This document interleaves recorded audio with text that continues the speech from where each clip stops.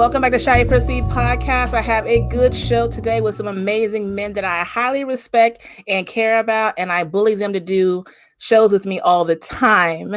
Today, we're going to discuss, the bullying of the dating woman. Why is it in society right now, women who date and date freely are scrutinized, judged, and looked down upon for what people ask for? You want people to put aside tradition and just date and find who you want. And when we do it, it's a problem. And when we don't, it's a problem. So I have some amazing men with me here today to discuss these amazing topics that make no sense to me.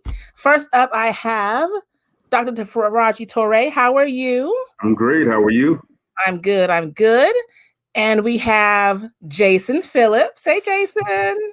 Hey. Licensed therapist and life coach and extraordinaire, all things extraordinary. And Mr. Marlon Randolph, license of social work. How are you? I am well.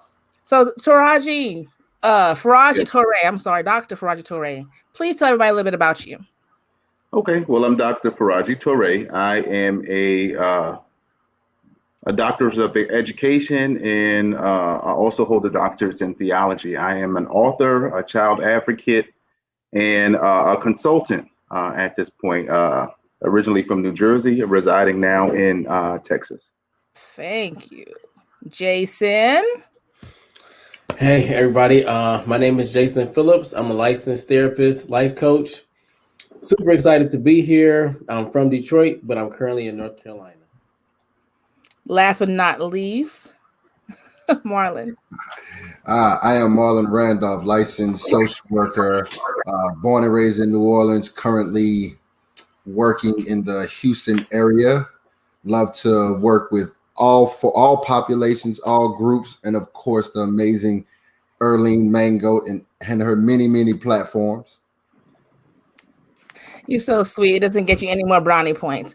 Okay, fellas, I want to say thank you so much for doing this, taking time out of your busy schedules to discuss these things. So when I decided to do this show, as many of you know, I do not like doing hot topics. I avoid hot topics because everyone does, but this particular topic for me really hit personally, because one, it's just an attack on women. And I don't really do the whole woman card kind of thing, but there's an attack on women and dating right now. And I noticed it a lot when Fantasia decided to take a step back, evaluate herself, change what she was asking for and looking for, settle down, and found her husband. Megan Good took a step back, prayed about it, found what she wanted, found her husband.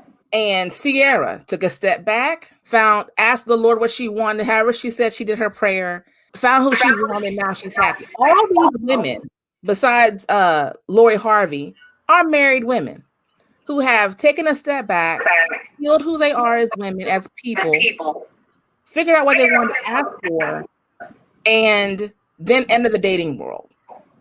We talk about wellness, talk about healing ourselves and fixing yourself, and before you ask for this and that, whatever.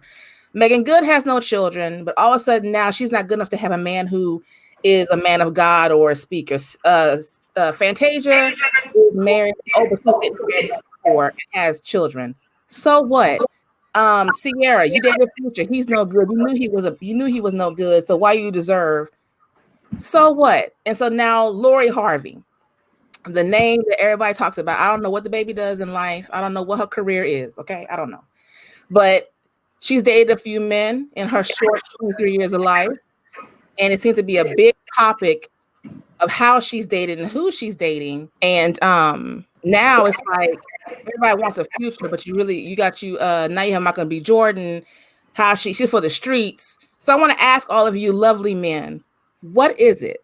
Why is it that when we take time and heal ourselves and ask what we want, and then we put ourselves in place for it, it's a problem because you don't deserve it. And when you don't, it's a problem. I'm just really confused. I'm asking all of you. Anyone can chime in first. Okay. I don't from a man's standpoint, I feel from what I've seen is that they catch more hell from women than men, right? So we know that there's no issue with reassessing what you value, right? There's no issue reassessing what you value in a partner, in yourself, in pivoting and making an adjustment, right? So I see many men, and I'm stressing men, making an issue about them readjusting, finding their husband, etc. They catch more hell from women about, you know, who they've dated and how they dated, etc.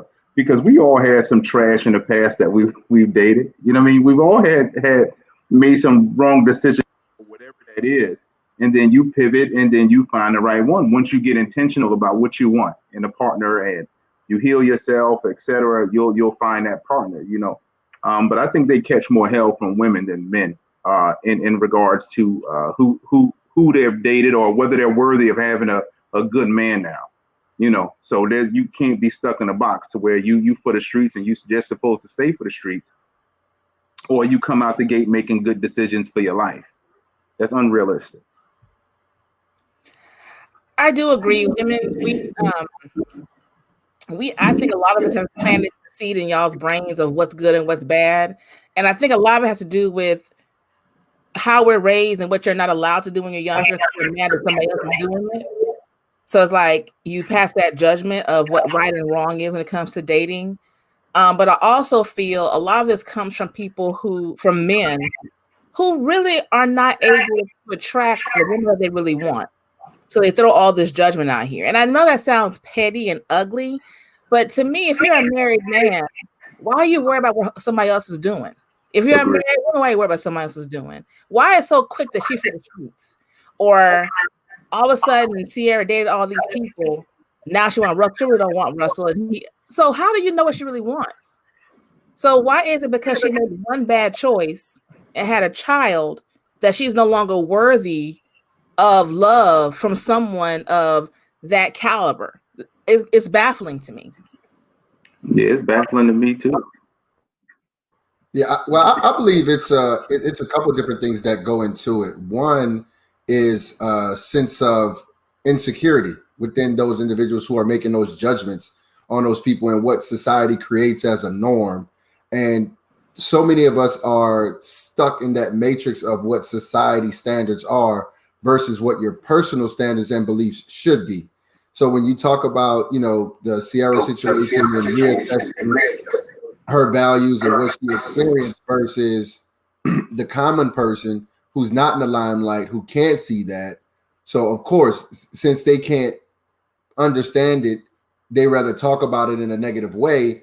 And I believe in part it's an envy thing because they may want that exact same thing, just they don't know how to go about doing it. The difference is Sierra is in the public sector where she's seen versus Sierra from New Orleans, who's not in the public sector, who's running through these woes of life just as a normal person who has a normal lifestyle, so to speak. I agree because in real life, I'm a woman who is childless, who is single, and I get more hate because I'm not married. I've never been married, and I don't have kids. From men thinking, "Oh, well, if you don't have any kids, why nobody want to get you pregnant? Why you been single?" I get what they're going through is baffling me because in the real world, I've noticed more men rather have someone who is already have all those things. And it's like, so you giving her slack behind this, and I haven't made any mistakes. I mean, like you said, Raja, you know, we all got some skeletons, some dirt. I keep them closets closed, you know what I'm saying? But we all have some dirt. But it's like in the real world, the judgment is different. The judgment is real different. You know, I'm already at the point where they're talking about I'm either too old or this or that to where I'm unwanted. I'm like, well, how's that work? But then you down to someone else who settled down and having their life. So how are they not material enough to have, you know, quality love and attention? Yeah, I'll say I think at the root of it is a lot of jealousy, but people don't want to really say that because I hear it on both sides. I hear people who say, you know, if you over 30 with no kids, you're not married, what's wrong with you? How come you're not married? And sometimes that person is not married either, but they're not saying what's wrong with me. You know, like, how can you say what's wrong with what this person will, not yourself? Then on the flip side, you want to judge somebody who has, you know, a couple of kids or a child. Maybe they've been married and it didn't work out for whatever reason. And before you even get into the particulars, you already are putting some type of label on them, like they did something wrong because their partnership didn't work out. So I think at the root is a lot of judgment, but it's also a lot of jealousy. And people don't want to say, you know, I wish I could have been the person to have a stab at Sierra or Fantasia. I mean, you're talking about beautiful, attractive women with, you know, their own money. So for them, for people to say so much or have so many opinions on them, it's kind of like, okay, well, what are you bringing to the table, and why is this such a huge problem? You know what? On the flip side, I've experienced in traveling that culturally, and I'm just saying around the world, culturally, there's somewhat of a standard there too. Because in a lot of Asian communities, I think Caribbean communities too, you get more respect, or you're respected more. Even in the corporate world, let's take the corporate world for instance, you're respected as being more stable if you're married. You know what I mean? Because even I learned that early on. So I've developed a habit of wearing rings on my ring finger for the sake of being taken seriously. And I've done business dealings with you know, individuals around the world, and you have to present yourself as not just married but a stable person. They treat you different. They offer you different opportunities in that aspect, opposed you coming into a boardroom or you doing business with somebody from another culture, and you don't have a wife or children. You're seen as unstable. Like you're liable to do anything. I don't know if that plays. Any one of y'all can probably fill that blank in for me, because I don't know. So, Doc, so do you believe that they believe you to be more stable because you're married, due to the fact that you're not solely worried about yourself, that you have obligations and responsibilities to other people, so you'll make more conscious decisions? Do you think Yes, that's part of it? yeah. I mean, even down to the insurance company, they ask you whether you're married, if you have a degree, because the more you obtain in life, the better, or they kind of assess your level of responsibility of your actions. You know, your insurance company on that form, it asks you what is your degree. You know, and they'll base a discount on that, or if you're married, so they know that you won't be you're highly unlikely to be driving at a high rate of speed trying to get somewhere because you're leaving a party or whatever the case is. They they make these assumptions about you on whether you're married or not. That only works for men, though. How so? Because if you're a single woman, you can excel a little bit further because you do not have any attachments. They don't have to worry about, because when it comes to men and women, if you're a married woman and then you have kids, they think you're gonna be gone more. Because you have to leave first. They're gonna call the mom before they call the dad. Either way it go, it's harder, because when you're a single woman with no kids, or even a married woman, even if you're a single woman, no kids, you have the flexibility, right, to do different things. A married woman with children, it's different. Even if you're a married man with kids, you can leave your children with the wife at home. You know what I mean? And it's different because for women, you can excel further. And this may be my opinion, in certain corporate environments when you're single and childless, because you have no tie and you're able to dedicate more time because you have to. Go ahead. Okay, so that's stemming from, let's just say, the norm being the the corporate environment is ran by men, right? So you know they get to call the shots. They don't want nobody telling them no, right? Oh, I need Earlene to run here in the middle of the night, blah blah blah. You know, she don't have any kids or whatever the case is. But that doesn't mean that it's right. You know, that just might be the norm. Okay, yeah, you can move and shake because you don't have any ties, but when it comes down to whatever what and I hate to use the word norm, but whatever the norm is for them, and anybody in their environment, they want them to be stable. They want them to be, you know, responsible. And how else will you show your responsibility opposed to you maintaining a marriage, you maintaining a home, you maintaining. I can't recall. Don't get me to go into the Bible, but it says something about how can a person shepherd a church and you don't have, you can't shepherd a home. Don't quote me. Y'all can look it up for yourself to verify it. But I think something like that is in there. But yeah, so it's just what people are expecting. But what's unfair about that is, and I'm gonna let someone else speak because we're not gonna get into this conversation. What's unfair about that is that's the double standard between men and women, because then as a woman, if you've never had children or never been married, something's wrong with you. You're deemed unworthy. And in society, we've all heard it. We want to throw away tradition and those old school values, but we still carry those values. We still carry those things. And also culturally, there's a difference. My family's from the Caribbean. So there's certain things I was raised with and how you carry yourself. Don't embarrass me. Some things you just don't do because you embarrass me, embarrass everybody else. You carry yourself a certain type of way. And what I'm saying is, how can we demand in society liberation in dating and freedom? You want somebody to be free and tell you who you are, and if they walk in that, it's a problem.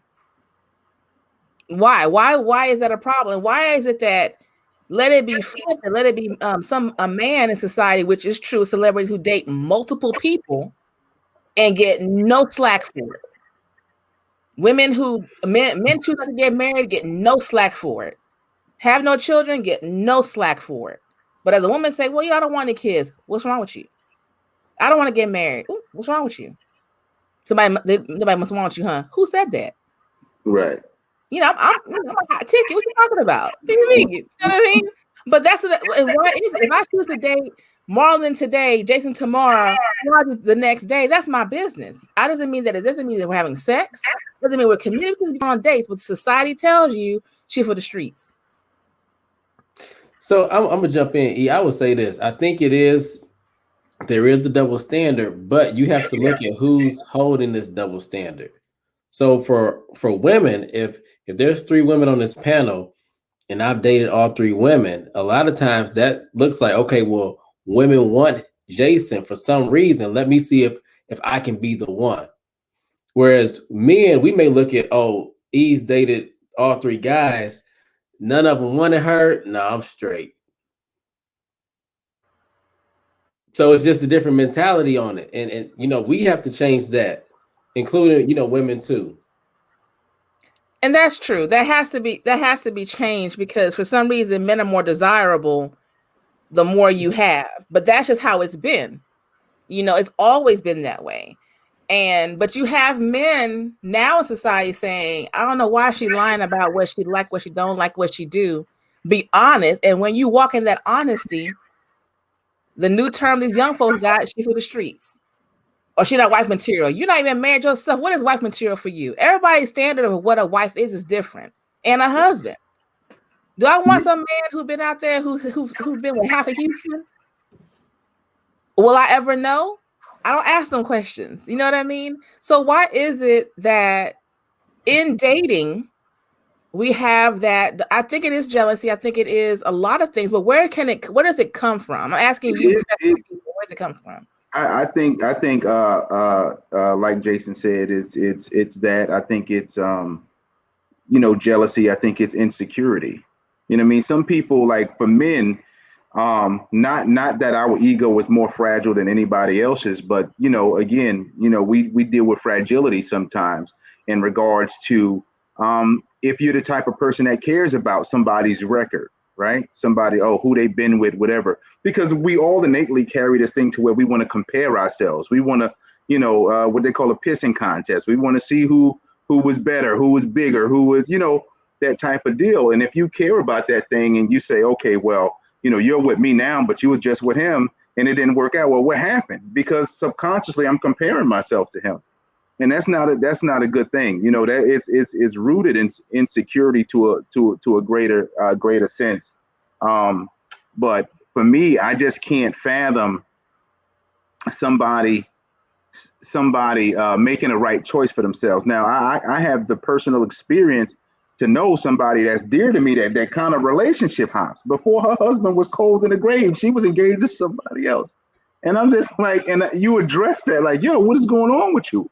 And I mean, that's you trying to fill a need. You're not just exploring. You're not just being, you're kind of, committing to these individuals. And you kind of, if he's a street dude that's giving you attention, you're going to be a street woman. If he's a corporate dude, she's going to be corporate. So she has no idea who she is, right? She just knows she wants somebody because people just want somebody. They don't really care, what type of structure that comes with, what type of energy that comes with. It's just somebody's giving me attention. I'm going to give them attention back. This is going to be who I'm claiming.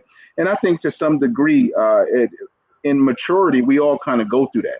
We don't have no sense of who we want, the type of person that's good for us, So then when we finally have this big aha moment, or we get with a person who won't let us self-destruct and destroy that relationship, it tends to work out. So I think that's an angle or perspective we can look at it in that regard. But me personally, I don't give women slack about who they date. That's nothing that I care about. Is whether or not that you fit in my world, or we mesh together and we vibe together. You don't let me self-destruct, or or I don't let you self-destruct. But I also believe that when you have these norms that created, these societal norms, it's like a rumor, or it's like that mesothelioma commercial that comes on at 2 a.m. I'm just going to plant it into your subconscious, until people start asking, well, you have these symptoms, you might have mesothelioma, you may need to call this number. You might need to go get checked out. So I think it's the subconscious that plays into it as well. So just going into, let's just say, let's just take another huge issue that's going on in society with black versus white and things of that nature. During post-slavery, they told the poorest white man that they were better than the wealthiest or most astute black man. And then you have that same mentality that has progressed over a nature of time. So those same foundations are just reset in each generation. So until that generational norm is reset or altered, then you're going to continue to have this same cycle of judging people based on what they choose to do individually, as opposed to just looking at yourself and say, damn, maybe I should have thought about that, or maybe I should have did that. I might not be with this person I really don't care to be with, and found somebody that's really right for me. Or just don't say anything at all. Like you said, just worry about yourself, because if it doesn't have anything to do with you, why speak on it? When it comes to something like that, what someone does, if it's not causing you any harm, I guess it's the liberty that we take. And it's not like, okay, it's like a cut, it's straight, they're worthless. Or you going into the whole, okay, like we all said, we've made adjustments, we've pivoted, we made better choices. We know what we want, because as you grow as an individual, every year of our life, we change in what we want in this world. Either you settle down like the two of you, or you're still seeking or searching. Some want it, some don't. There are going to be missteps. Society wants you to treat me individually. Like if you meet me, judge me by how I treat you, not what everybody else says. So if someone made a bad choice on Jim Bob and he was an ass with everyone else, he treats this person like a queen. That's how she's going to make her decision. Or she is mean and an ass to everybody else, but she treats you like a king. You made a decision. Well, you shouldn't care about what anyone else thinks. But yet people love to make the judgment of, oh, you knew this about someone. Sometimes you don't know. Or if you grew up naive or unaware, you're not aware of it. You know what I mean? But yet you make one misstep as a woman. Men don't deal with this when it comes to relationships. We make one misstep as a woman, and all of a sudden we're worthless. We don't deserve. Going into, let's say, the whole Kevin Samuels dude, right? And telling people about this high value foolishness. I can't, Jason, I can't, I can't do it. I went down a whole rabbit hole with this. And some things he says on his shows, I rock with. I understand what he's trying to say. I don't like his approach. I don't like how he says things. At the end of the day, when you're trying to educate and inform people, know your audience. And you can't be that way with everyone. You have to know who you're dealing with, because people have issues and take things differently. You don't know where they are in life. But this whole now high value, everybody now want to use the term he or she's not high value because of this or that, and how you look based on numbers. I thought we went away from this standard. We went away from those things. I thought that was all out the window. I don't think we have. I think it's putting a title on something that we've been doing for a long time, right? Because what I would generally hear, oh, I'm gonna introduce you to such and such, she's a good woman and you're a good man. I'm like, well, how do you know I'm a good man? And they base you, because you make six figures, you got yourself together, you got a house, you got blah blah blah. They run down this criteria of what makes me a good man. Somebody just had the idea to call it high value or a high value woman, etc. But not understanding that two people that deem good still might not be right for each other. But we've always had this criteria of what fits in our lives, because I know for me, it's just like certain things I will not accept, no matter how good of a person, how you treat me, whatever the case is whether or not you fit seamlessly into my life, because I don't do struggle anything. So I don't want somebody that's going to come in and not contribute emotionally, spiritually, financially, etc. I don't. You can't be made to feel bad about setting the standard for your life, whether your bar is high or low. That's what I'm gonna rock with. So you might, if you work at Five Guys, you might be nice and you might be, a fun time friend, but there's nothing substantial coming out of that for me. That's just my decision. You know what I mean? It's just like the bills over here, although I'm taking care of them. Again, if I fall off, something happens to me, the breadwinner, and you can't come in and hold stuff down until I get back on my feet, then that hits at the core of what my issues are inside of being in a committed relationship, etc. Because like you said, going back to this traditional standard, the man is the provider, blah blah blah. I get that. I'm all for that. I'm already paying the bills in my house anyway. They're gonna go up a little bit once you get here. That's fine. If you come with a child, come in and contribute a little bit. You know what I mean? Hit me off after I paid all the bills, so I'm not destitute for now covering you and your child. But that whole traditional stuff, that what are you doing with your money, right? Are you not working? Are you a stay-at-home mom? Or you get to have your money and go off and do whatever you want to do while I'm providing and protecting and all that other stuff, right? So the standard says that, well, I don't even know, nobody speaks about that half. It's just that the man is supposed to provide, protect, and there's something else that we're supposed to be doing, right? If I'm doing all of that and you come in with something, right? Are you contributing to the household? What if you don't come with no kids, right? And I'm paying all of the bills. What are you doing with your money? Are you furthering our legacy, or are you stashing yours to the side just in case? Just in case I don't want to provide no more and you can dip off. Are you partying? Are you traveling? What am I doing in this scenario? Nobody talks about that.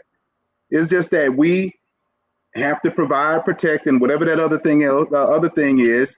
And nobody talks about what the woman is doing in these scenarios. And then they come in, and if you do have a woman address it, oh, I cook, I clean, I can do all of that for myself. What else are you bringing to the table? I'm already doing that. If you come to my house is clean, laundry done, places in good order. What else can you say that you're doing for me, right? So this goes back to what my man's saying. What did he say? Something to the effect that there's no real reason for a man to get married these days. Oh yeah, I heard that. Yeah, there's no benefit of a man being married these days. If I can cook, clean, take care of myself, my child is grown, and I'm handling all of this, what are you coming to the table with? Because I already cook for myself. I come with everything you come with. You got a job, I got a job. You got a house, I got a house. You got a car, I got a car. What else are you doing? So in that example, you have to take away the material things and you have to dive deeper into what we're bringing to the table or what are we doing for each other. You're supposed to multiply. So now what are we multiplying? So what are your dreams? What are your goals? How are we setting a plan to do that? If you're just coming in because you want Faraji to be a rest haven for hoes, you know what I'm saying? And you just want to lay up, you know what I'm saying? Because I can provide, then it's not gonna happen. It's not gonna happen because you're not gonna sit up under me and you partying and spending your money frivolously, you know what I'm saying? Faraji, I'm just saying I'm gonna give you a virtual hug, okay? Because you had a lot. Go ahead. I'm just trying to explain. Go ahead. I'm writing down this Haven for hoes. I'm putting that on a t-shirt. That was good, huh? I'll put that on a t-shirt.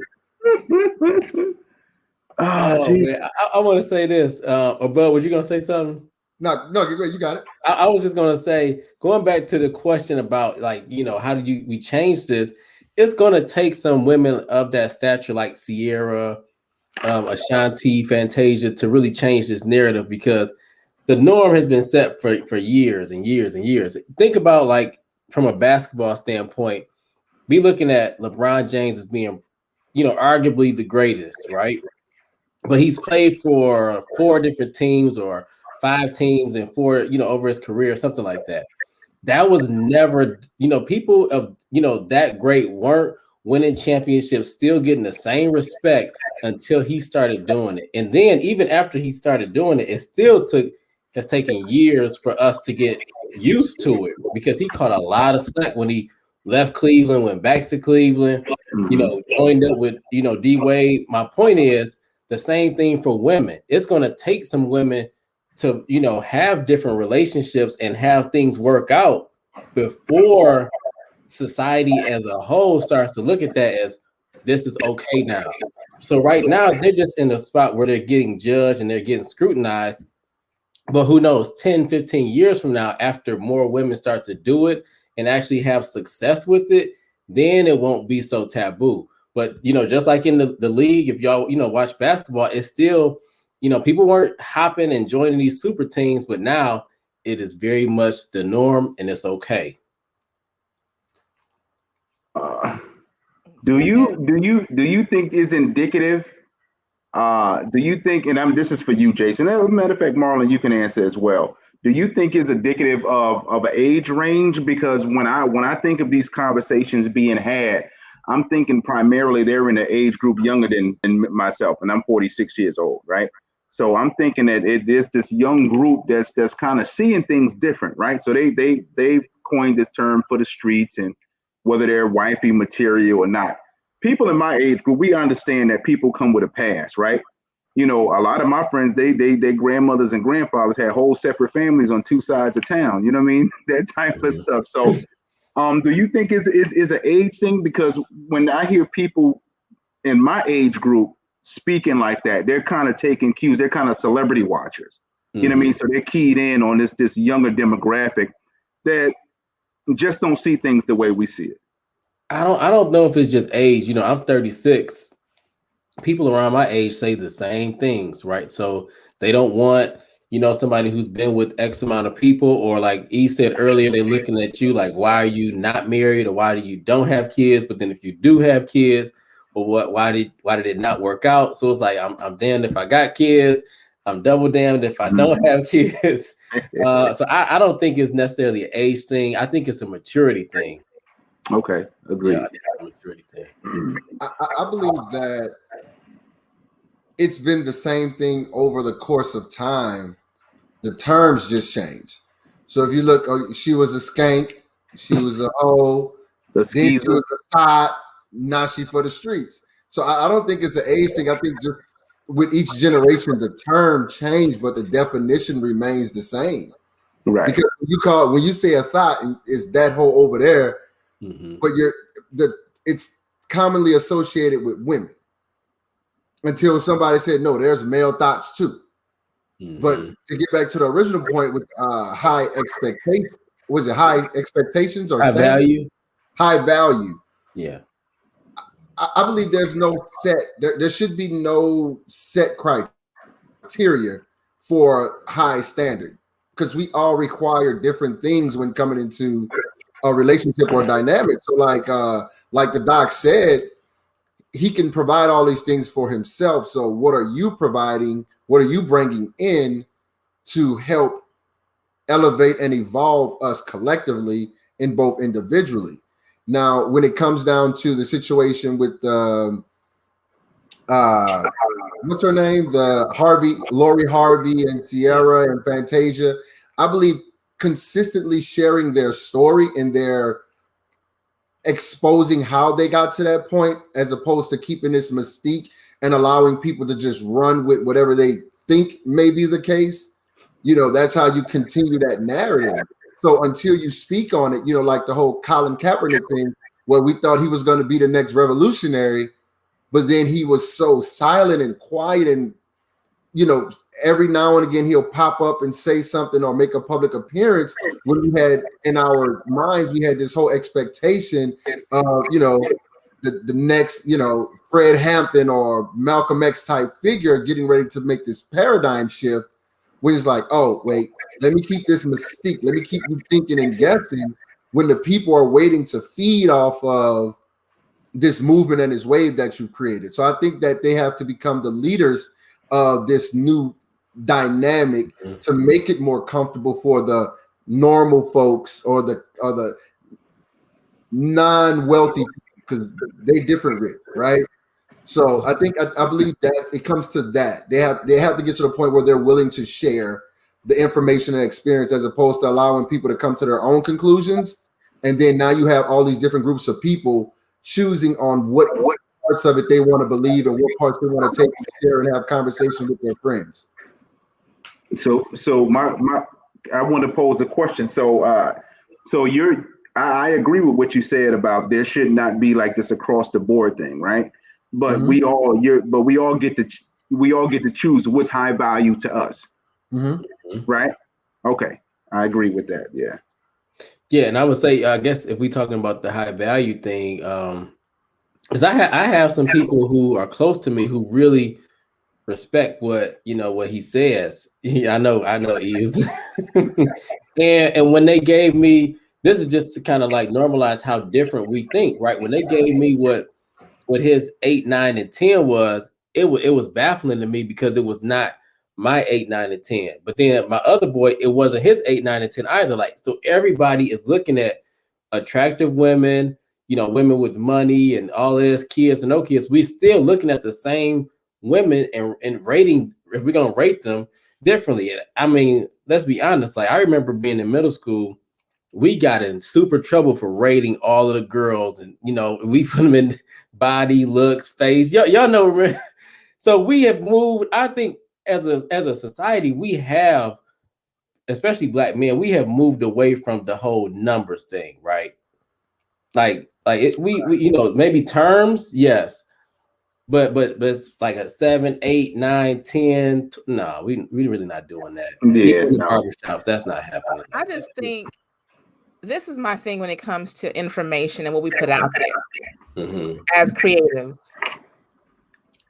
You have to be really careful, because so many people just follow and run with it, and they misuse, and it turns in, and that's the killer for me when it comes to social media and how it is, because I grew up in a time where I am glad we didn't have social media or camera phones. If you want to change your life, you just move to another city and you're a whole new person. You can't do that now. And like you said, Jason, you want people to share your journey and how you've grown as a person, and now they're sharing, they're getting attacked. And it's coming from all directions. You know what I mean? And it's sad that a person can't make a misstep in certain parts of their life, change in a good way, and still be deemed unworthy based on what society tells you or what you're thinking it really means by people who are not important whatsoever. Like you said, we all have a criteria, what we think is high. What I may think may be my husband may not be what somebody else thinks. And so how dare you put a general term around people and also say because they made one error, they're not worthy of certain things. And what bothers me the most is this. Let's talk about Sierra. Because we know who those people are. Sierra, the little that I know about Sierra, she has not dated a lot of people or made a lot of errors. She was a singer, dancer, known for dating, I think, Bow Wow, Future, and one other person that I can know of. I don't really follow that. She dates Future because he's a known hoe in the industry. I didn't even know who Future was until Sierra started dating him. I'm so far removed. Because she dated him, and now she's with Russell, who was known for only dating white women for a very long time, okay? Married to a white woman. He went to Sierra. Oh, good job, Russ. Go on, get you Sierra. Go on now. But now she with him. Oh, because he has money. Oh, because he's better than what? It's like, why is it that you're cheering him on for making a pivot in life, for wanting someone who, not because of color, but of value, because whatever he was getting before wasn't working for him. And she made a pivot. Instead of you attack him, you're attacking her. And now the attack comes for him because he praises his wife. I love my wife. I don't want to lose my wife. Oh, you a simp. What? Because he says, I don't want to lose I love my wife. Oh, he is simp. Why don't I hear Sierra talk about Russell? When she talk about Russell, she get attacked. She said, I made a prayer of what I wanted, and I love this man. We all love and show love differently. She doesn't have to say anything publicly. So you're attacking her, but you're not attacking him. And when you do attack him, he's weak. He's a simp. Like, you can't plead. And these are coming out of people's mouth who don't mean nothing. Like, who are you? And folks are listening. And it really ails my soul. But to go back to your filibuster, Faraji, about women, men, and what you have, and you don't need a woman, and all these things you were saying. I know what you said, but I can't remember all of it. When we say those same things about, I have a home, I have money, I pay my bills, we get attacked for saying we don't need something. Why is it when we say that, is that double standard I can't stand? Because in society now, women are acquiring things. They may not be the same. I'm going to let you speak in a second. I'm going to leave you on mute. It may not be the same. And I understand what you're saying because it's true, because we grew up in a time where our moms and dad told you, don't be me, baby. Get your education. Don't get married too young. Son, don't be me, son. Before you get married, you better have this and better have that. Well, that's us. We grew up in that situation where we were told, don't get married too young. Don't have kids too young. You better enjoy life. My mom told me that. You better enjoy life to the fullest. Travel, get your education, acquire your things, and then you settle down. She told my brothers, hey, before you get married, you better enjoy life, date, acquire things, but don't do it too soon. So we were taught to wait, obtain and wait.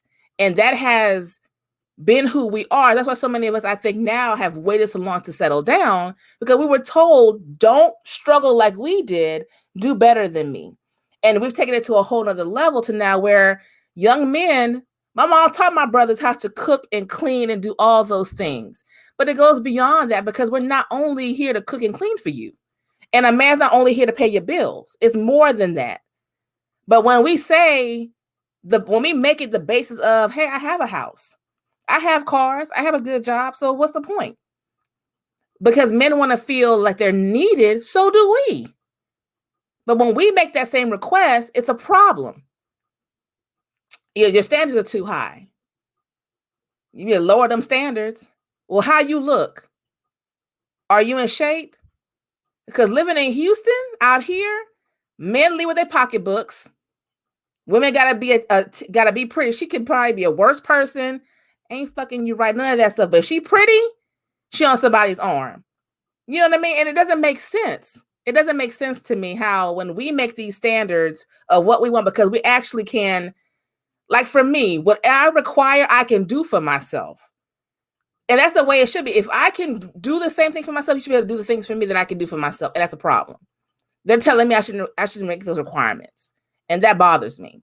Go ahead, Faraji. Yeah. So no, you kind of ran through most of my answer to that one. I don't think women get attacked for being able to provide for themselves. They get attacked for saying that they don't need a man, right? So, but you never heard that? Same thing too, though. Men say I don't need a woman because I can cook and clean for myself. Right, but I also said that you have to get those things out the way and figure out what else you come into the table with, right? So that if that's the bare minimum, you know what I mean, like that I could do for myself, you have to kind of figure out what else you guys are bringing to the table, how to multiply and move forward in that regard. So, yeah, I think that's where that issue comes from. Like I've never heard of a woman being attacked for just being some people, but okay, so some women get attacked for being independent, right? You've heard that before. Oh, she's too independent, whatever the case is. I don't understand that mentality either. So there's a lot of stuff about that I just don't understand. I would rather somebody want me opposed to needing me. You're right. So when a person needs you, you're more liable to get used. You're setting yourself up in a position to be used if somebody needs you, because once their need of you gone, they're gone. So that's that. So yeah. So I'll refrain from another tangent. But yeah, I agree. No, you can have one. I'm just messing. You can have as many as you want. But no, because Marlon, you was about to touch on something too, right? Go ahead, Marlon. Jason. Go ahead, bud. To touch on when you were speaking, you with the Sierra and Russell situation. Mm-hmm. So one thing I believe that people tend to do, so with Russell Wilson, everyone was mad at him when he came into the league and he was married to the white woman. When he divorced her, they were all happy and excited. But my thing is, are you happy and excited because you think he about to pick you? So when he found the person that he desired and he admired for so many years that he verbalized, now I understand what you meant by the term simp, because similar meaning. Now that I verbalized my emotional connection to this person, I'm looked at that way, but it goes to that that thought process that they put amongst men. You're not supposed to express your feelings or your emotions. You're supposed to hold it in. If you're going to praise someone, you should do it privately, not publicly, and that whole spiel. But given that he chooses to do it, I believe it comes down, again, men envy what Russell Wilson has because he's able to comfortably verbalize who he is, what he is, his representation of the God that he serves, the woman that he cherishes, and came in with a child that he loved as his own. And you have a lot of women out here who go into relationships with guys and they may have a child or so. And if you're not going to treat that child as if he's your own, that's typically the expectation. So if he doesn't do that, you're still accepting of that. That's a you problem. So you see the Russell Wilsons and the Sierras, and you see how they've blended their situation, and they're not allowing the shenanigans of what Future say and do to affect their dynamic. It then creates this whole thing where, okay, we're going to side with Future because we don't think Sierra is letting Future see his son. But you don't know that. So then again, you come out with these, which is none of our business, right? But people still come out with these notions and then they just run with them. So it's this running rumor of what they expect. So it then creates that double standard because we can have a circle. We have an inner circle. We may have an outer circle. But as you continue to grow and manifest into what you desire to be, that circle sometimes gets smaller because now you're growing and those other individuals are not. So now they're looking at you like, oh, you've changed or you're doing all these things differently. That's not a me problem that I've changed and you haven't. That's a you problem. So if you get into those factions of a person being envious or jealous of you because you're growing as far as your expectations and what you expect your friends, significant others to be to you, that creates a problem for that person because they know they can't be it. I agree. I fully agree with that. I totally agree with that. I think it does come from a place of jealousy and judgment. A lot of times, many of us respond and listen defensively because we put our own personal experience because we may have not had that luck, right? So now we're projecting, and men and women can do that quite a bit. And I think, like you're saying, Marlon, once we get past the fact of allow men to express themselves and express those feelings and emotions, you'll have more men understand. But when you do not understand someone who actually is in tune with who they are, you attack them. Like I did a show where it bothered me when someone told me they were mad at Van for crying after the election or during the election because he had to explain to his child what's happening. And he's like, that man should be crying on TV. Why shouldn't he cry? He has a child to worry about, to explain to his child what's happening. And as a Black man, he's full of emotion. 2020 was a hard year. So for him to be openly showing you that I am angry, I'm frustrated, I'm happy, all these things, why are you attacking Black man or attacking this Black man for having those feelings. And I think once we get past that and grow up as people and say, look, stop it. It's okay to be happy for someone's success, for someone's happiness, for someone who's grown as a woman, as a man. You can too. Those are the stories we want to hear. I don't do relationship goals, but when you can say, look at this woman who saw herself and grew into a better person and now has taken the time to know what she wants. Look at this man who's grown up and made better choices. Okay, that makes sense. So now I know maybe I should get some therapy, or I can do it as well. Before, we used to look up to celebrities as, role models of, okay, I can do it too. But now we're attacking the personal side of it, which is sad. And we're trying to take it on our own. We're regular people. You can't do what they do. But what's regular is relationships. What regular is how you treat people. And it's how we need to be more mindful of that, because at the end of the day, they're human beings and we all experience those things. And if we keep carrying this judgment with each other, how can we grow as people? Because it's going to be the same conversation. Like this relationship conversation we've all been having, there's no solution to the same foolishness, or is a brand new thing happening that's like, can we just get past it? You know what I mean? Like, growth is growth. Good for you. That's great. So stop telling somebody what they shouldn't have, and what their values. So I don't understand. I don't understand.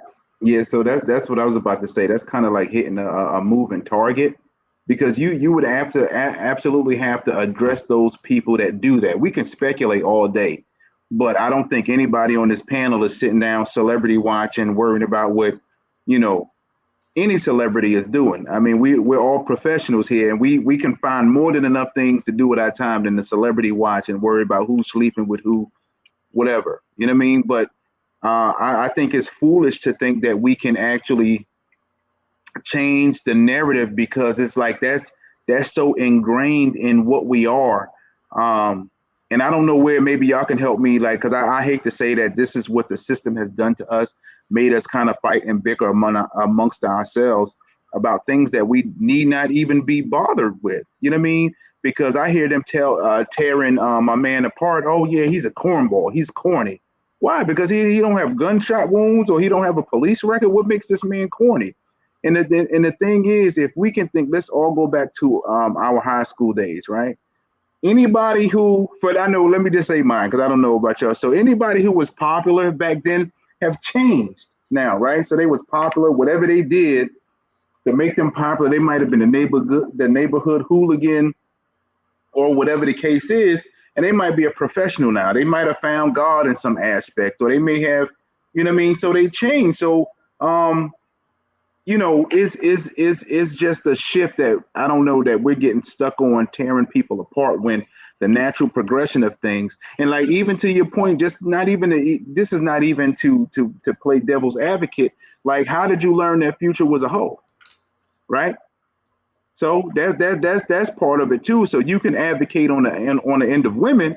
Oh, why is she a hoe? Well, why do you think Future's a hoe? He's been known to date women. Who said that these women wanted to date him? We just know he got a lot of babies, right? We just know he got a lot of babies. That's the only fact that we know. The circumstances behind those situations, we know he may not use a condom. That might be the extent of it. But we don't know the dynamics of those relationships, whether they was one night stands, whether they were groupie situations that he decided to own up to taking care of those children, or whatever the case is. And we can kind of discuss his character, demeanor, and the things he do. He's in a club, or whatever the case is. But at the point that them two was together, Sierra was in the club too. You know what I'm saying? She was in the club too, right along with him. Where did they meet? Their lives are totally separate right now, right? She probably going to church, all types of other stuff now. At one point in time, they were very similar. They was compatible enough to lay down together and have a relationship. I don't think they got, they got a child together. Yeah, they was compatible enough.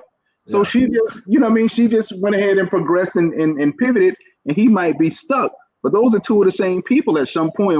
At one point in time, they were identical people. They match. So that's what we have to think about. But I think the moving target is just, it is a mute point to try to fight. I think too, a lot of the things that, I think we said this earlier. Somebody said like what Sierra's doing, what Russell's doing. People want to be able to do that. They want to be able to, have this relationship and it work out after they done, had a tons of relationships that didn't work out and people know them. So, and as far as the value of the relationships, again, we are letting other people tell us what we should want for ourselves in our relationship. So, if I like curvy women or if I like women with kids, but society doesn't like that, now I'm getting punished or I'm judged or I'm insecure because I can't really express myself the way I want to. And that's where the whole, the high value thing comes from, because I think people are saying that, people who don't deserve high value people want a high value person. But who's to say who really deserves what? Like at this point, we're getting into the weeds of what somebody else wants for themselves. And I think that's where it's controversial, right? It's trendy, but at the root of it, why am I so concerned about what somebody else wants? I need to just be focusing on myself and making sure that I'm happy, that my marriage is good, high value, low value. I think the term is funny because it's pretty comical, but other than that, we giving it, and I do too, like we give it a lot of emphasis. And I agree with you, Jason. And that's what it comes down to. You have to really worry about yourself and what you want and how you walk it and how you're doing it and what change you're making in your life. That's the most important thing. And the energy that I'm giving it today is just because it's now flowing into regular life. Mm-hmm. Yeah. And it's exhausting. And it's like, it's frustrating. And when you have young women that you mentor, young men you mentor, and it's like, what do you work? What is going on? Like, where's this coming from? It's bothersome because I'm not expecting the world to be how it was when I was growing up. Mm-hmm. But at the end of the day, you have to realize it's all about what you're doing and the change you're making in your life. And passing that type of judgment is totally unfair. Go ahead. So in that regard, right? And again, I may or may not be playing devil's advocate, right? But I just want to pose a different perspective. So for me, with the high value thing, I think it's unrealistic, right? But anybody can ask for whatever they want, right? You can be attracted to whatever you want, but how realistic is it, right? For you to have none of the qualities that you're looking for, right? So you out of shape, but you want an in shape person. How's that going to be equally yoked? You making minimum wage, but you want you should want that for yourself. I want to make six figures, not that, oh, I want a man to make six figures. So again, he can be a rest haven. You know what I'm saying? So how realistic is it? So that's my thought around the high value thing. Whatever your value is, I know what mine is. Everybody should know what theirs is. And for a person to even put themselves in a position of saying that they want a high value, whatever the case is, means that you're not there. Because people in these realms, right? So when I go to doctors' conventions, nobody's really kind of like breaking their arm trying to stroke somebody else's ego. Those conversations are not the same, right? You never have, a conversation at the bank about, a lack of money per se, for this example, you're all at the bank dealing with money, one may have more money than the other ones. Okay, let's see how we can all get it, right? Those conversations are different. You only speak from a place of lack, right? Oh man, I'm making six figures. I want to date somebody with seven figures, right? Because you lack seven figures, right? So you should want seven figures for yourself, not that somebody else is going to come in and save you, right? Oh, I'm living in this 2-bedroom project apartment. I want a man with a house. You should want that for yourself, right? So what's wrong with that picture that, we tearing somebody down because they think they have value, right? So why, what's the issue with somebody having standards for their life? I don't want to date somebody that's working at McDonald's. There's nothing wrong with that. Nothing wrong with that. I agree with you. You don't want that Coke? You don't want the McDonald's Coke and fries? No, we might could talk about it when that McRib come back out, but other than that, I don't want to be bothered, man. But I agree with you, and I personally fully agree with you, and I'm the type of person, before I require something, I look at myself and say, if what am I requiring? Do I have it or am I there? That's why I like me a little thickum. I like me a little belly because I'm a thick, so I'm not gonna require you to be stat because I know what I'm working with. You know what I'm saying? But no, right, but even if you did, y'all can work towards it together. Right. Right. And You want to meet somebody on that journey. The double standard in this, though, is men can have the requirement and not be questioned. Women can have the requirement and have the things that she's asking for and and tell you men don't care what you men do not care you have money. They don't care about your degrees. What are you talking about? Nobody care about that. So it's like, what the hell should I care about then? You know, because the reality is once you start financially at a different part in your life, right? You roll a little bit different, not because you're just not differently, but you don't want to be taken advantage of. As a man who has success in money and life, you be mindful of who you have in your life because you don't want anyone to take advantage of you. Same thing for a woman. But when we make those requirements of I want someone who's at least financially the same as me, it's a problem. And that personally bothers me. So why is it I have a degree, I shouldn't talk about my degree. I have a home, you have a home. Nobody care about your home. Well, shit. Right, see, but that's what I was saying. Like it's only from people who lack those things, right? I don't want to keep hearing about your good news. Who have those things sometimes tell you to bump down your requirements because then they go to how you look though. Oh, okay. Golly. Go ahead, Marlon. So as you were saying that, one thing came prior to my wife and I being married. She has these group of friends, and we were all, happy hour in it, right? And one of the friends were talking about her requirements, like what she require from a man, and she was like, he has to make 6 figures, he has to have this in his 401k, he has to drive this type of car. I'm like, are you describing Jesus? Because no man is going to come with all of these things.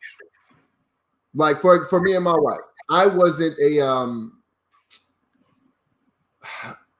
savvy in understanding the importance of credit because it wasn't taught to me. But it was taught to her, so she had a clear understanding of how to move and manipulate credit.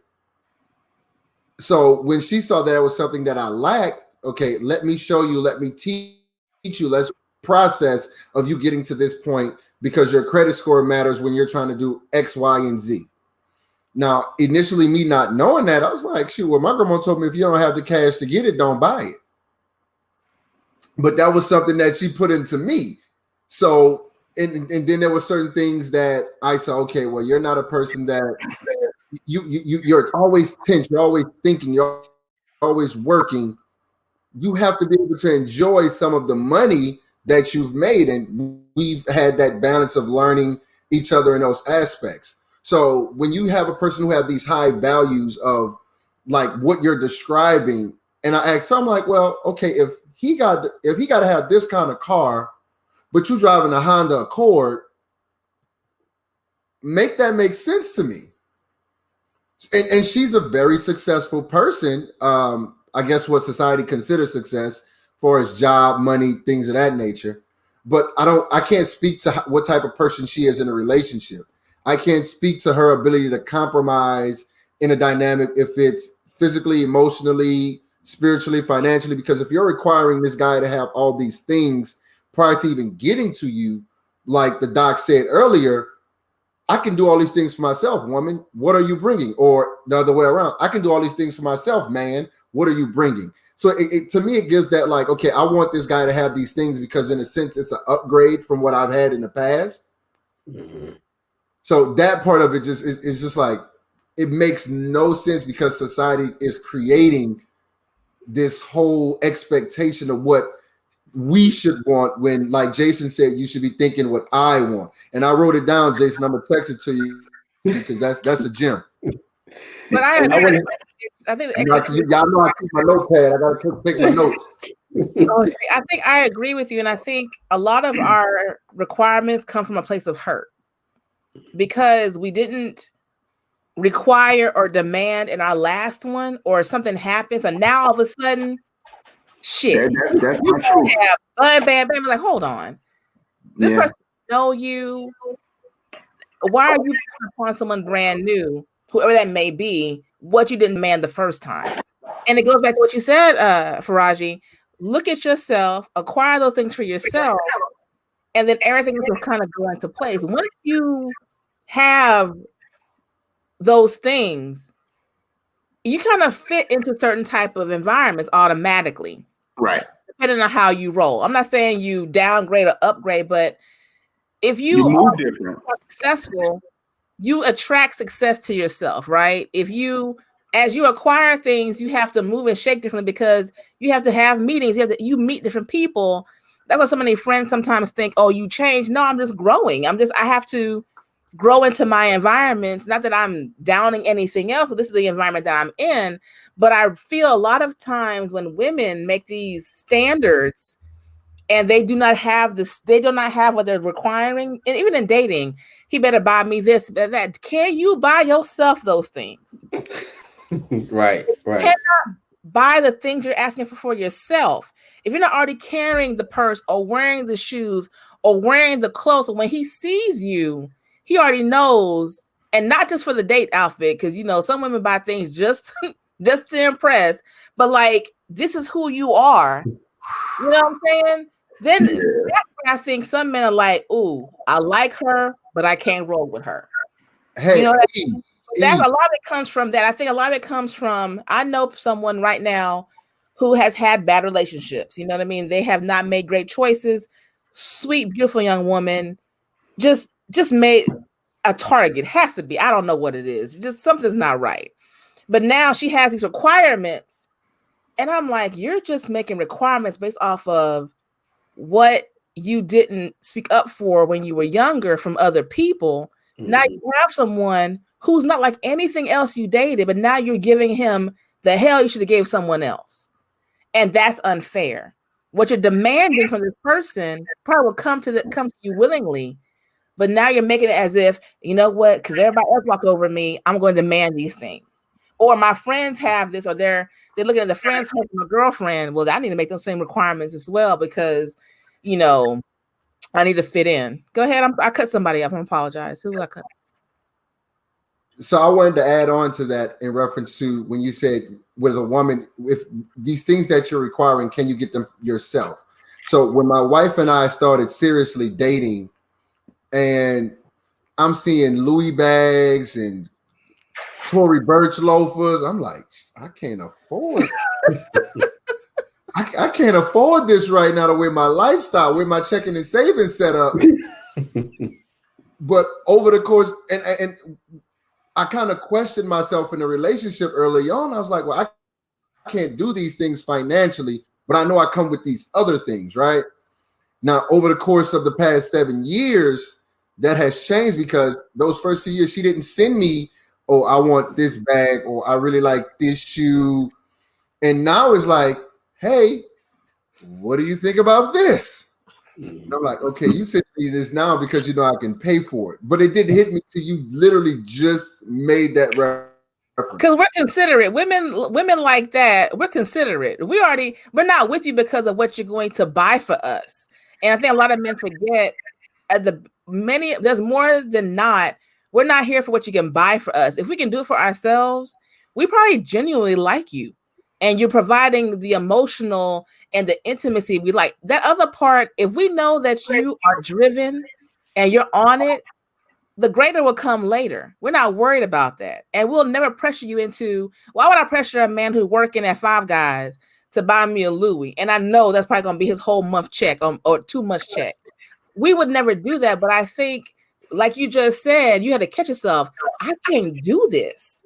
So many men project, this is my opinion, I can't do it, so your standards are too high. Oh, you want too much. Well, sir, did she ask you? She didn't even ask you for it. And when she married you, she got you on lockdown. Hey. Well, actually, I started buying it before we got married because the way my lifestyle changed, once I moved to Houston and started making real money, I was like, Oh, I could buy you that bag and buy myself these shoes. I should have moved this to got your credit up. But you know what? I think it's more about setting the standard, right? So in that scenario, right, she set the standard because you were seeing those bags and that other stuff. So you can't come into that situation wearing Reeboks and now you got a man like, oh, I need some Jimmy Choos now. You know what I'm saying? I need Birkin bag, right? She set the standard already. You've seen the Louis and whatever else you can name already. So you knew she was taking care of herself in that manner already. So you knew you had to grow to be able to accommodate whatever that came with because she set the standard already. There's nothing wrong with setting the standard. But if you come in and we in Nikes and now you like, babe, we need to get some red bottoms in here now. We got to figure it out. But you can't change the standard when you haven't set the standard.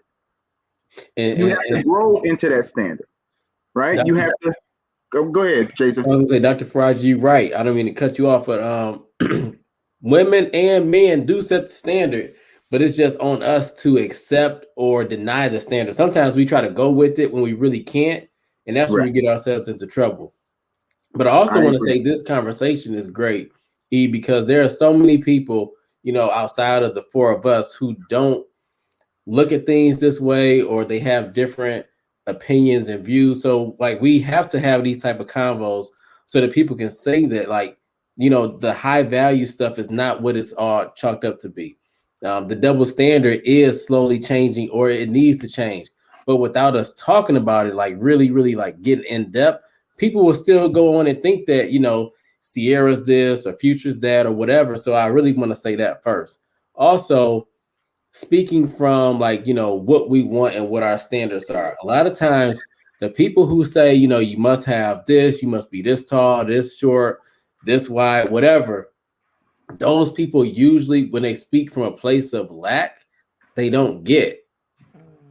They don't get. So they can say what they want all day long. They running that list down, and the list probably gets a little bit longer, but they still don't get what they want, right? So when you go shopping for a car, you already know what you want, or at least most of us, we know what we want. We don't have to tell the sales guy, I need a sunroof, or I need that. We already have it in our head. So it's very easy for us to go in and pick out our car and we go on. But it's those who don't know what we want. We end up getting talked into something crazy. And then you have that buyer's remorse. And that's what's happening in our relationships. People are having buyer's remorse because they didn't really know what they wanted in the first place. So they get something, and then they like, I can't really take this back. Like they got feelings. Right. And that comes with advocating for yourself, because I know in this, because I keep saying, the dating piss has a lot. I mean, the dating pool has a lot of piss in it right now. Yeah. Right? So even with that whole culture of just speedy fast, you know what I mean? People just, and then because just dating is like you're almost pressured right into a situation with buyer's remorse, right? Mm-hmm. You may want what you want, because I think I might have even said this on one of your other shows. It's just like, in the dating realm, and I tell a woman that I don't do long distance relationships, and then she'll say, okay, well, we can get to know each other and we see how it goes. No, I already told you I was gonna go. I don't do long distance relationships. Why are you not listening to me? You know what I mean? But then if I don't advocate for myself, mm-hmm. and I roll with it, because I might want the box, I might mm-hmm. want the companionship, I might want whatever I feel that she can give me, and then I have buyer's remorse later, right? Because I let her talk me, and I talk myself into the situation that now I need to get out of. You know what I mean?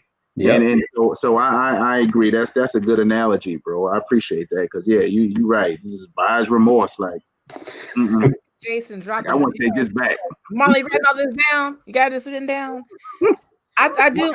One of the we don't listen. Women, we don't listen.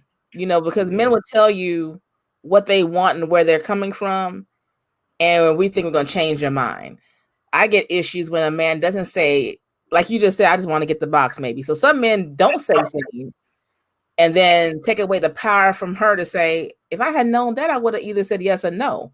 So now I'm caught up with you, and you didn't even want a relationship.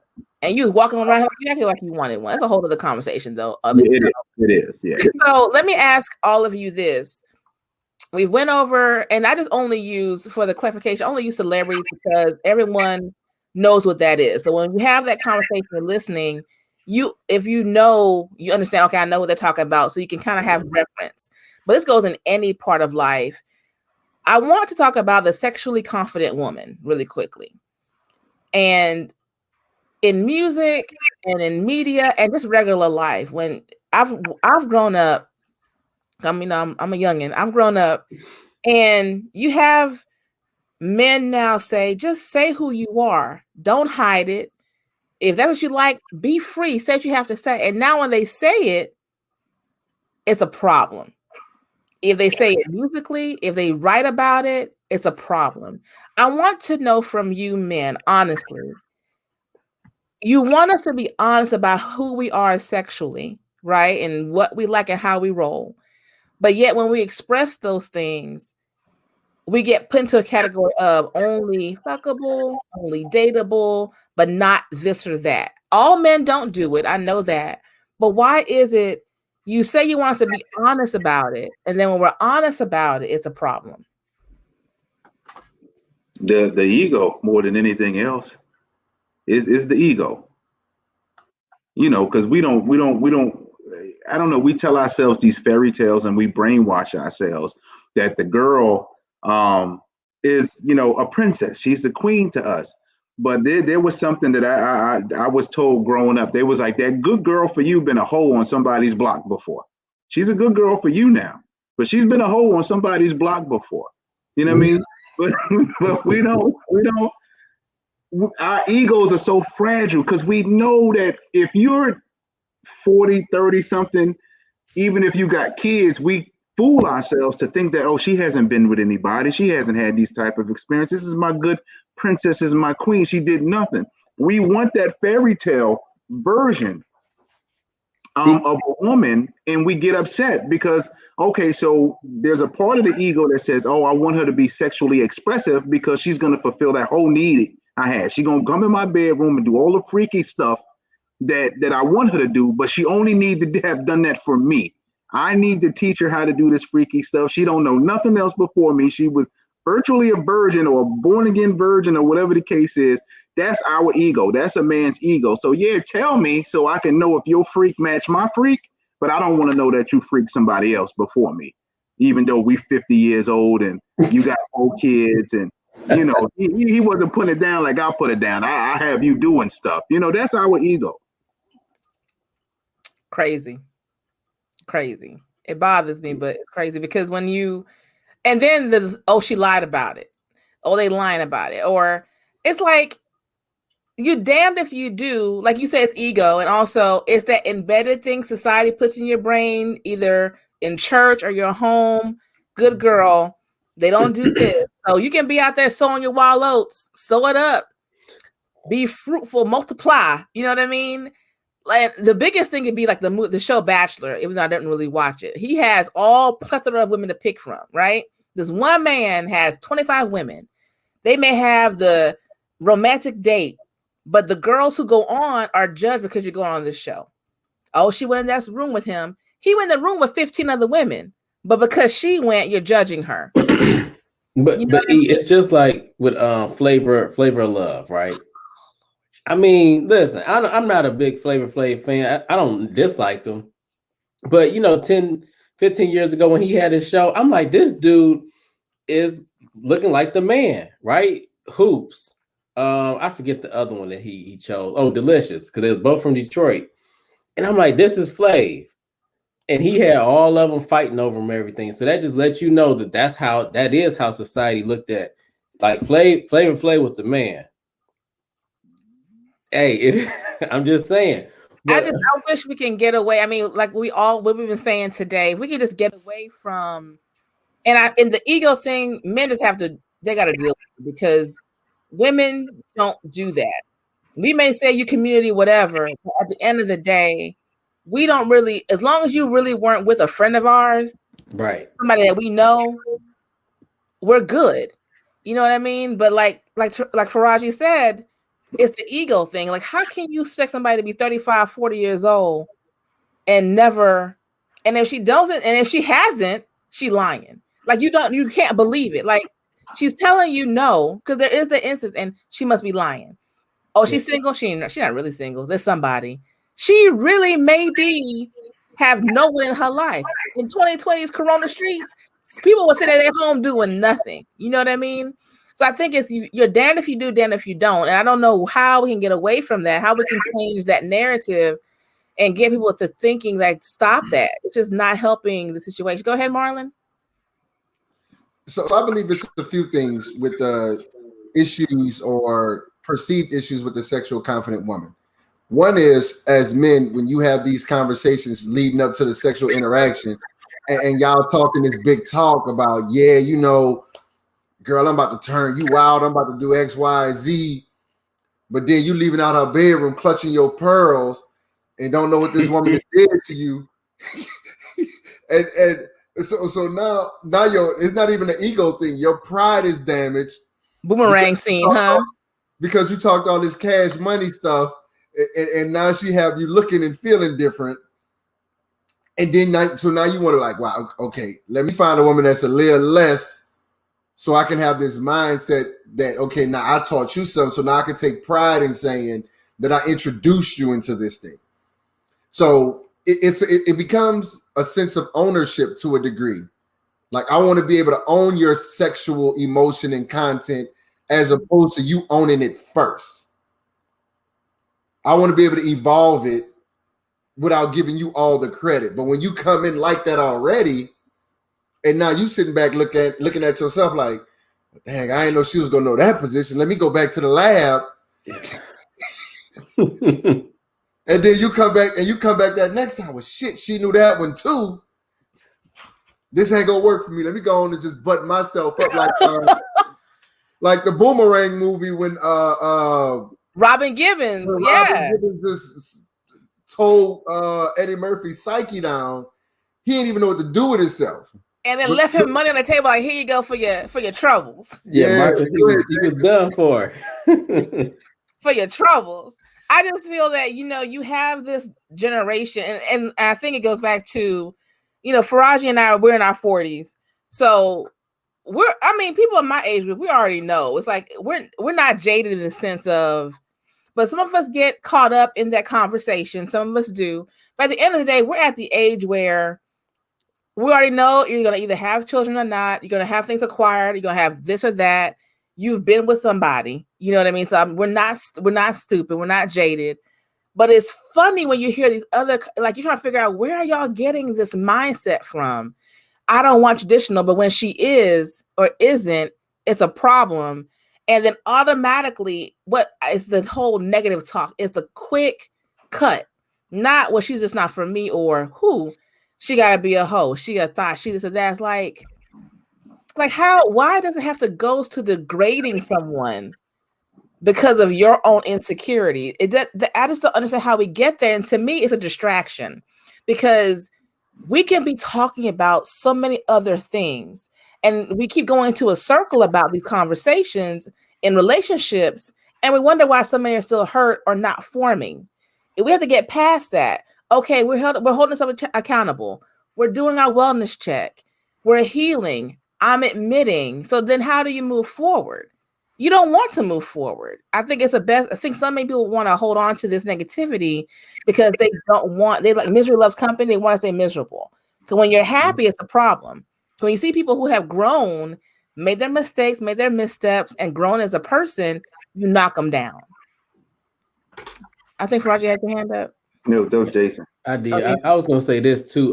When you talk about the sexually confident woman, like, yeah, these conversations need to happen, but also some questions, right? You know, as a man, you asking a woman there's no good answer for some of these questions.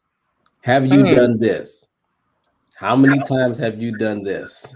How many, what is a good answer? And I think some men, we have to be honest, like, some of these questions, like, dude, it's really no good answer to them. Yeah. Like, it's just some stuff you have to be strong enough within yourself to be able to move forward and have a healthy relationship without knowing the whole resume with all the bullet points. Like, you don't need to know that part. Can you do the job? Yes, but I don't need to know all of the history behind it. That's where we get ourselves caught up. Right. I don't want to know. Right. I'm like Mario Winans, right? And you're absolutely right, because there's questions like, you know, like, and again, it just depends on the mindset of a person. Because I normally get asked, well, you know, how many people have you been with? Like, why would I answer that? I don't know. You know, I keep my questions, if I do ask questions, they're very general. You know, like, are you active? I normally ask women, tell me about your lesbian experience, and that's kind of like, you know, if they have one, they'll share it. If not, okay, cool. Threesomes, foursomes, whatever the case is. I don't need to know the detail. I just need to know what you're open for or what you've experienced already. You know what I mean? And that's it. I don't want to know how many people you've been with. I probably can't handle that number.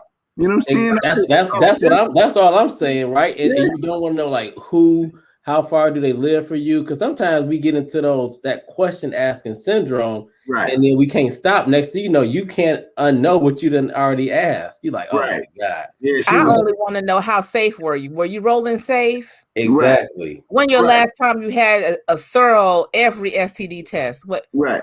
Okay, because like you said, some of that stuff, men and women can't handle the answer. Why are you asking? Right. The only thing I would really care about is, have you dated anyone in my circle? If you know someone I know, how close? An acquaintance? Or, you know, like, there's some things I wouldn't do.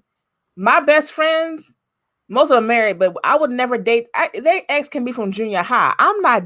He's off limits, because that's just what our own rules we make. And I think it goes down to also, you can't base your dating rules on what everyone else thinks it should be.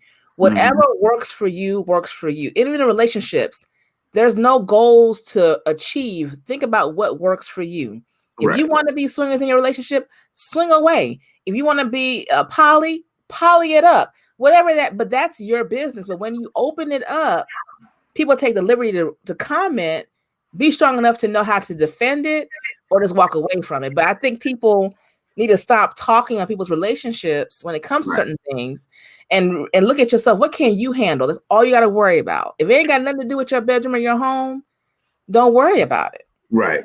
Yeah. And I was just saying that too. I'm like, whatever you're into, you can find a community for it. You know what I mean? Yeah, there's a community for whatever you're into. You like toes, you like earlobes, whatever it is, that you can find a community for it. You don't have to lie to somebody, trick somebody, you know what I mean? Omit something and then not be happy yourself. You know what I mean? If you poly, you whatever, there's a community for you. Go get your girlfriends and sit down somewhere. You know what I mean? You know, you don't have, like, the way the world is right now, man, it's just like, I don't see why there's a you know, people concerning themselves again with other people's situation. You know, we get into this syndrome of watching people and making comments on their life when we should be focusing on our own. You know what I mean? That's what it comes down to, because I'm not sitting there worrying about who's doing what, and I'm expecting everybody else to do the same, but we know that's not the truth. You know what I mean? So yeah, that's all I have to say on that. As a society, we have too many other issues in our society that we have to worry about, that when it comes down to what people do in their bedrooms, as long as they're not something illegal, then leave people alone. You don't have to like it. And that's another thing, is I don't have to like it. That's my choice not to like it, but I'm not going to speak ill of you. You don't speak ill of me. Don't ask me questions you can't handle the answers to, and that's all there is to it. You know what I mean? I will say this, though. I want to thank all of you for coming on. I truly appreciate. You probably heard the doorbell ringing in my house. Lord Jesus. It's real life around here. I want to say thank you all so much for coming on and giving me your input. I want to do this again, and with a few ladies, if y'all can handle it. But I think we hit all the points. Hopefully you enjoyed the conversation. I respect all of your viewpoints and mindset. And I just hope it's helped someone. Like Jason said, I hope someone listens to this and kind of shifts how they judge and what they think of other people. So before we go, Dr.Faraji Touré, tell everyone they can find you. Oh man, I'm off of social media right now. I think I have Instagram up, so at Faraji, I am FarajiTouré.com. I've deleted Twitter. I've deleted. I sound like an old man. Twitter. Yeah, you sound like an old man. Twitter. I've deleted Facebook. So I'm just doing Instagram right now, and I think my website is FarajiToure.com. Marlon? So you can find me on Facebook at Marlon Bub Randolph, and hold up, wait for it, Instagram at Marlon_Randolph LSW. Jason, the celebrity of the group. Go ahead, Jason. No, Facebook and Instagram, J Phillips MSW, and my website is pnpcoach.com. Thank you, fellas, so very much. I really appreciate y'all for coming on and sharing this topic and not being afraid to speak your truth. I respect all of your mindsets, and hopefully you enjoyed yourselves, and hopefully we can do it again. Not wait 2 years. Faraji, you got to do it. I mean, that's crazy. I harass these two out here all the time. So thank you so very much for doing this with me. I will have some more topics and more panels for you to be on. I'm working on a men's conference that's going to come up probably in April or May. I want all of you to be a part of as well. You can find me everywhere, Facebook and Instagram, Twitter. I still got Twitter, don't know how to use it, and a TikTok. I'm tickety-talking it, baby. Make sure you follow the show. Yes, Marlon, I'm tickety-talking, baby. Make sure you follow this show on your favorite streaming platform, Apple, Spotify, Google, Pandora, Amazon, all the great places, and YouTube. Thank you so much, everyone. We need to have more conversations like this to be mature and fulfilling and just bring awareness. Thank y'all so much.